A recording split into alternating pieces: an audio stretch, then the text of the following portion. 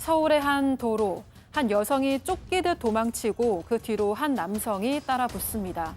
얼마 못 가서 도로 한복판에서 붙잡힌 여성, 머리채를 붙잡혀서 이리저리 휘둘리고 길바닥에 내팽개 쳐지기까지 하는데요. 이후로도 남성의 무자비한 폭력은 멈추지 않았고 지나던 행인들이 말린 후에야 여성은 가까스로 벗어날 수 있었습니다. 그런데 이 두 사람 놀랍게도 부부였습니다. 이후 이혼을 하긴 했지만 전 남편의 악행은 계속되고 있다고 하는데요. 지금부터 자세하게 알아보겠습니다. 자, 저희가 한번 전해드렸던 사건인데 이 제보자께서 방송 이후에도 여전히 기막힌 일을 겪고 계신다면서 또 연락을 주셨어요. 제 기억으로는 그때 방송 당시에 우리 양재열 변호사님이 정말 이 감정을 주체를 못하셨던 그 기억이 선명합니다. 그럴 만했고 저는 지금 너무 놀란 게요. 아직도 그러고 있다라는 겁니다. 그 방송이 2023년 10월에 나갔던 겁니다. 1년 반 정도가 지났는데 반이 더 지났죠. 여전히 악행을 계속하고 있다라고 합니다. 이 남편이었던 사람, 이 사람 청혼할 때조차도 자기 손목에 반딧불 지지는 걸로 그렇게 정말 폭력적이고 이런 식으로 청혼을 했던 거군요. 그 아내분이 될 사람한테. 그런데 아니 청혼을 저렇게 했다고? 예, 그러니까 저거는 사실 그때도 제가 그렇게 말씀드릴 텐데 받아들여서는 안 됐던 일이었습니다. 근데 왜 나아지겠거니 뭐 이런 식의 어떤 생각을 하셨던 것 같은데 이후에도 결혼하고 나서도 뭐 여러 가지 사건들, 심지어 미성년자 성매매 알선, 그때도 또 불륜관계도 있었는데 그 불륜관계에 있던 상대방 여성까지 또 폭행을 했어요. 그렇게 해서 경찰에 잡혀갔었고 미성년자 성매매 알선은 중범죄지 않습니까? 예. 4년 실형까지 살았습니다. 근데 출소한 이후에도 미성년자는 물론이고 심지어 동성하고까지 외도를 했던 사람이에요. 좀 진짜 아주 아찔할 정도의 인물입니다. 자, 지금 양재열 변호사님이 말씀하신 그 여러 사례 중에 하나만 있어도 당장 이혼할 법한데 이 제보자, 이 아내분께서는 오랜 폭력 그리고 가스라이팅에 노출돼 있어서 그게 참 말처럼 쉽지 않았다고 합니다. 늦게나마 그래도 이혼을 결심하고 집을 나가셨어요. 이 남자 당시 장모에게 전화를 해서 이랬습니다. 들어보시죠. 네가 평생 살아.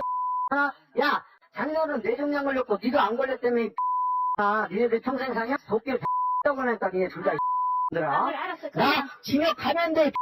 들아. 몇년 살고 올게. 그냥은 안 가. 너네 다 죽이고 할 거야. 그러니. 자, 이게 자기 배우자랑 통화가 아니에요. 방금 말씀드렸습니다. 장모하고 통화한 겁니다. 아내가 이렇게 이 친정으로 간 거죠. 가니까 장모한테 직접 전화해서 살인을 예고하는 협박성 전화를 지금 했던 겁니다. 너라고 하잖아요, 너. 징역 가면 된다. 너 죽인다. 이런 얘기를 계속 하고요.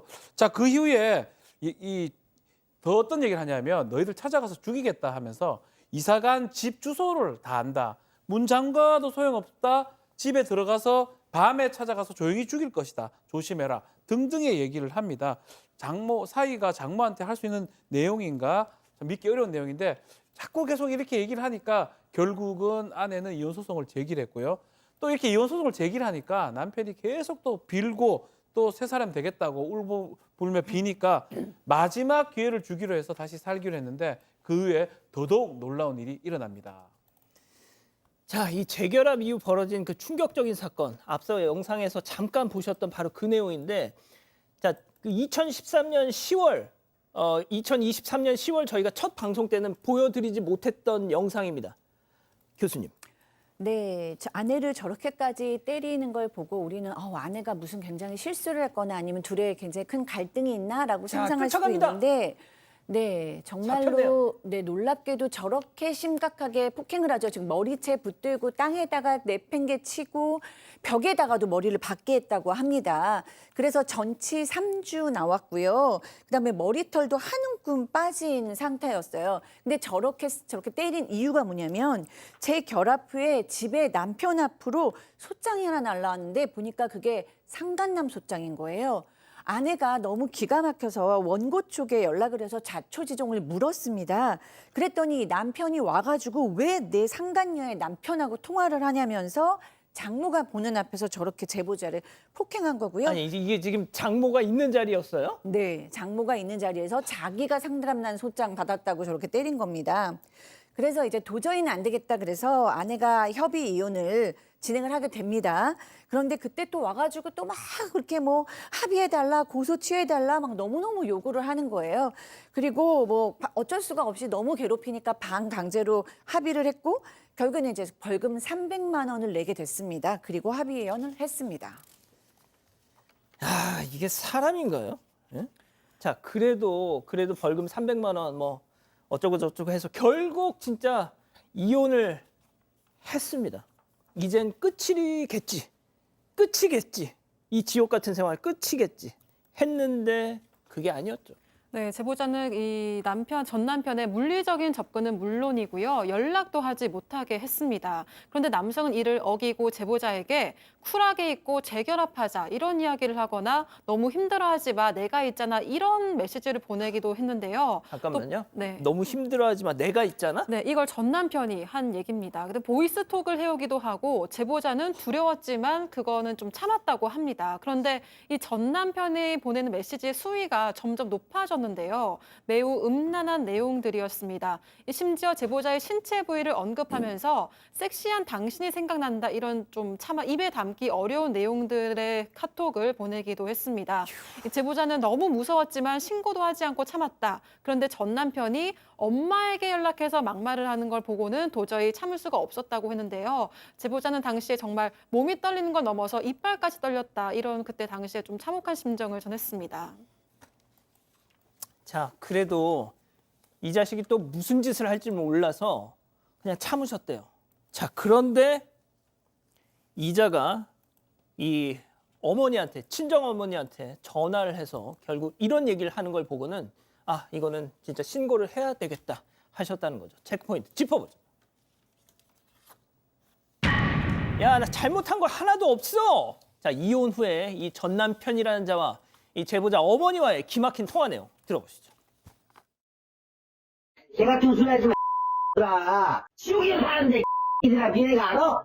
내가 호구야? 이 들아 네가 이들아 네 딸내미 감싸가면서 들아 딸내미 단속이나 해 들아 나한테 상처 주지 말고 야 나는 잘못한 거 하나도 없어. 내가 여태까지 만나서 당연하게 잘못한 건 없거든. 내가 뭘 잘못했는지 잘못이 내가 잘못한 거 하나도 없단 말이야. 나는 진짜로 나는 열심히 생각한 게 없어요. 뭐예요 도대체?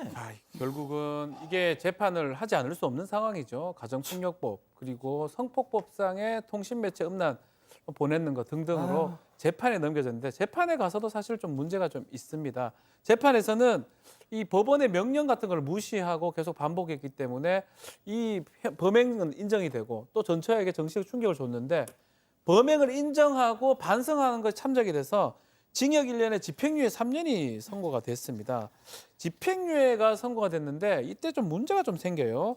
지인이 이 판결 선고 현장에 가 있었다고 하는데 이 지인의 얘기에 따르면 이 사람 전 남편 이 태도가 황당했다고 합니다. 이렇게 집행유예를 선고를 하면서 수강명령을 부과하는데 예. 수강명령 몇 시간을 부과하니까 갑자기 손을 들면서 판사 주문을 하고 있는데 예. 나 예전에 수강명령 받았는데요. 또 해야 됩니까? 좀 빼주십시오라고 얘기를 했습니다.